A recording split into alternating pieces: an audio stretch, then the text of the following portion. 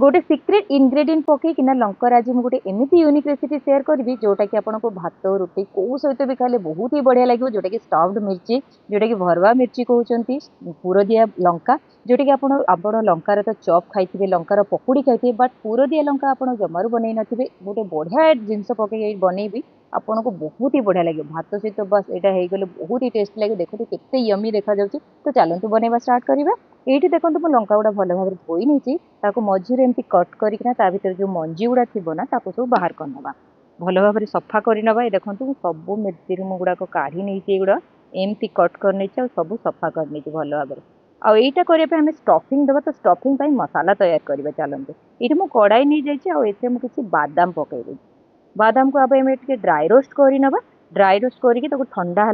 grind करना grinder देखो पूरा दरदरा पीसी ना एमती ही दरदरा ग्राइंड करे साइड रे रखिदेवे से कड़ाई मुझे हाफ कप बेसन नहीं भी आम ड्राई रोस्ट करना टिके रो स्मेल पड़ेगा हल्का स्मेल आसो हल्का कलर चेंज हो जापर बेसन रोस्ट हो जाए देखो बढ़िया भाव में रोस्ट हो जाए देखो ये गोटे प्लेट रे से बेसन जो रोस्ट होता नहीं जावा आउ ये देखो किसी मसाला ऐड करवा आम जमीती कि लंका गुंड जीरा गुंड आ हलदी गुंड धनिया गुंड देखो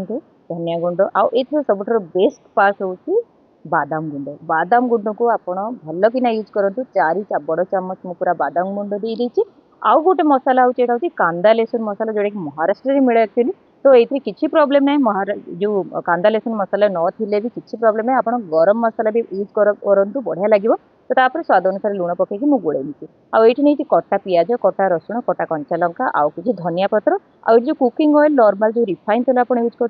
3 बड़ चामच मुझे आड करके भल भाव में गोली ना ये देखते पूरा स्टफिंग बढ़िया रेडी हो गला आप लंका आपण हिसाब से देवे ये देखो मुझे सब मिर्ची एमती स्टफ करदेवी एमती मिर्ची स्टफ करदेवी बहुत ही बढ़िया लगे आपण मान सब गोटे गोटे गोटे गोटे स्टफ कर मुझे और बहुत ही जल्दी भी तैयारी हो जाए ये देखो स्टफ करनी गोटे पैन नहीं जावा पैन रे 2 बड़ चामच मुझे तेल नहीं जाइए देखो तेल नहीं जाओ लंका गुड़ाक सब रखीदे ताकू ए 2 मिनिट पर्यंत आम ढांकीना भल भाव में कुक होगा छाड़ीदे ये देखो 2 मिनिट पर ओल्ट पलट करदे ओलट पलट करके आउ गोटे मिनिट ढांकीना